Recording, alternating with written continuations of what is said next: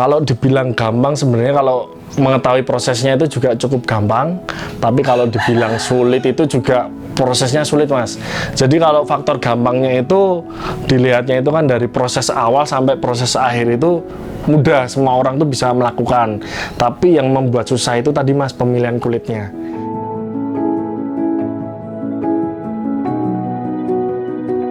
Perkenalkan, nama saya Soeharto Yudo Perwiro, bisa dipanggil Soeharto. Kalau di luar saya pemilik dari Rambak Sandi. Jadi awalnya seperti ini sih, Mas.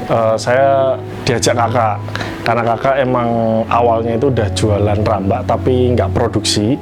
Jadi kakak masih ngambil dari pihak lain seperti itulah. Saya ditawarin dengan kalkulasi omset nanti kalau udah berjalan sekian, keuntungan sekian seperti itu. Nah, dari usulan kakak itu saya coba mendalami lah, Mas, tentang apa itu rambak. Awalnya rambak terbuat dari apa sih bahan bakunya, carinya di mana. Itu awalnya karena ajakan kakak kayak gitu. Nah, karena kemarin kalau dihitung-hitung secara hitungan itu mungkin bakalan semua orang tergiur, tapi kan belum tahu untuk hasil realnya. Nah, karena saya masih muda juga waktu itu, sampai sekarang tuh juga masih muda kayak gitu, makanya saya memberanikan diri, udahlah nggak usah yang harus punya kafe, punya toko apa kayak gitu. Yang penting usahanya itu nggak harus dilihat banyak orang, tetapi bisa untuk mencukupi kesehari-hari. Untuk mulainya yang pertama jelas ya, Mas, ya, kita harus nyiapin modal itu. Jadi emang saya pribadi sendiri itu suka yang namanya coba-coba, Mas. Jadi sebelum usaha rambak ini, saya udah beberapa kali coba usaha kayak misalkan di bidang kuliner kayak angkringan. Dulu angkringan anak muda, terus dulu saya juga punya kebab kayak gitu, terus tapi emang nggak bertahan lama kayak gitu, karena emang kalau angkringan itu gara-gara terlalu bahkan memakan banyak waktu, dan waktu itu saya masih kuliah, itu belum ada inisiatif untuk gimana sih cara mempekerjakan karyawan, itu belum ada. Nah, alhamdulillah rambak ini kan dari permintaan kakak, karena kakak di pasar itu juga udah membutuhkan produk yang cukup banyak, tetapi yang diambil dari kakak itu kan belum bisa menyukupi produknya yang dibutuhkan kakak. Akhirnya saya tertarik ini di dunia rambak. Untuk awalnya itu yang pertama tadi yang saya katakan di awal itu tentang modalnya kayak gitu. Alhamdulillah pas awal saya membuat ini, alhamdulillah sudah ada modal tapi nggak begitu besar, itu saya belanjakan. Terus saya juga sempat searching di YouTube gimana sih proses pembuatan rambak. Nah, di rambak di sini itu kan ada dua macam, Mas. Kalau salah satunya di sini kan saya yang bikinnya itu rambak sayur. Nah, modelnya seperti ini. Ini kan rambak sayur ini tuh untuk campuran gudeg, untuk campuran sambal krecek, atau yang biasanya campuran opor ayam. Itu ada juga yang rambak sayurnya.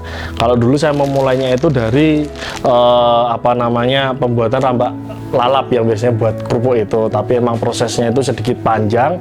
Terus pasarnya itu juga belum banyak, Mas, karena di sini kan saya pemain baru nih.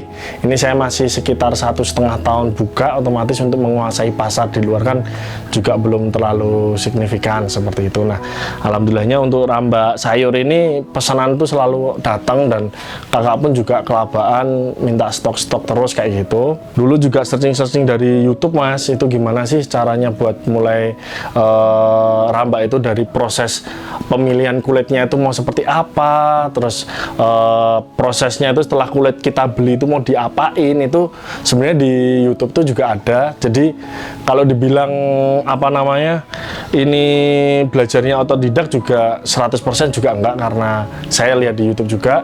Tapi nek dibilang, Mas, ini otodidak, itu juga bisa, karena di YouTube itu kan cuma sekedar memberitahu gimana sih cara membikinnya. Tapi sebenarnya kalau mau usaha rambak seperti ini, kita harus meraba-raba sendiri, karena beda kualitas dari kulit yang kita pilih, juga prosesnya juga berbeda kayak gitu. Untuk pemilihan bahan gimana biar saya bisa mengetahui bahan itu bagus atau enggaknya, kurang lebih 6 bulan, Mas. Itu juga jatuh bangunnya itu banyak, Mas.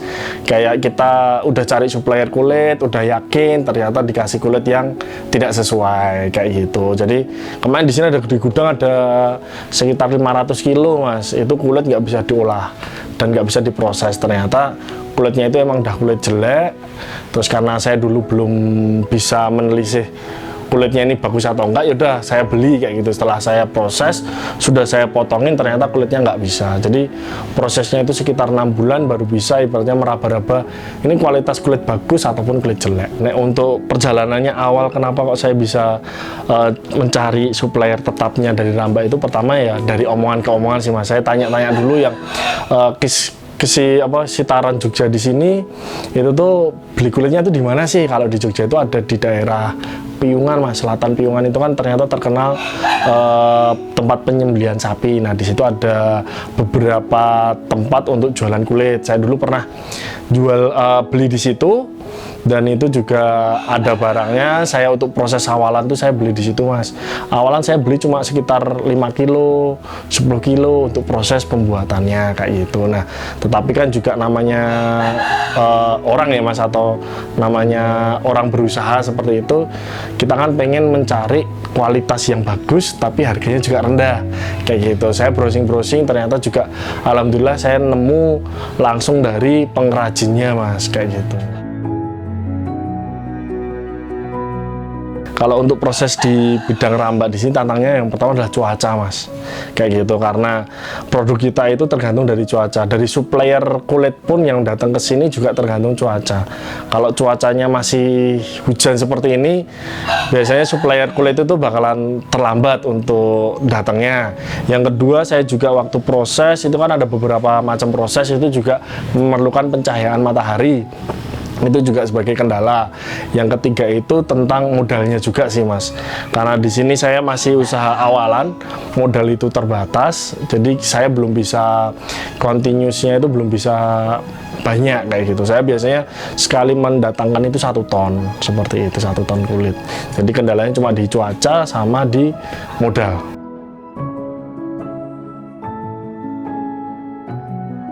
Kalau untuk Rambak saya ini model Jawa Tengah sih Mas ini. Kalau Jogja sendiri saya belum merambah kayak gitu. Saya ini modelnya itu yang model Jawa Tengah. Model Jawa Tengah ini rambaknya itu panjang-panjang. Biasanya dibilang rambak buntut kayak gitu. Ada juga yang rambak lebar Mas. Daerah Kudus itu pernah pesan itu yang rambak itu ukuran sekitar 50 kali 50 cm. Jadi besar memanjang itu. Tapi sekarang udah saya berhentiin produksinya karena agak susah untuk produksinya dan memakan waktu yang lama.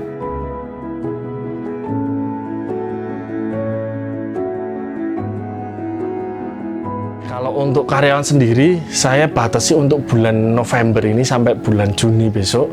Itu karyawan saya nggak akan nambah-nambah Mas, hanya 6 aja kayak gitu.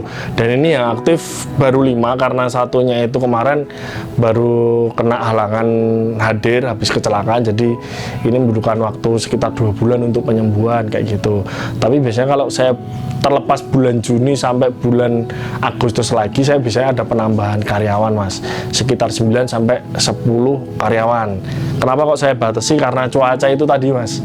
Karena saya banyak, potongannya banyak, tapi kalau nggak bisa jemur, itu kulit bakalan gampang busuknya kayak gitu. Terus untuk omset sendiri itu tergantung cuaca tadi Mas.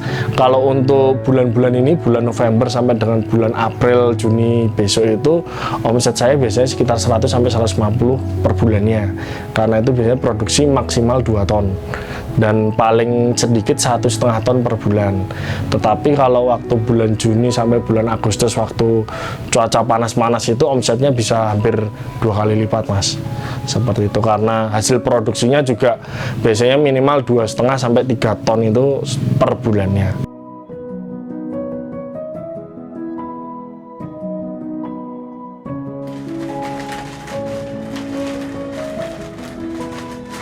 Kalau mau beli rambak bisa langsung ke tempat ini Mas. Ini ada di Bantul, bisa langsung beli, ataupun nanti di daerah Jateng kayak gitu. Untuk datang ada pengepulnya itu di Kudus Mas, seperti itu.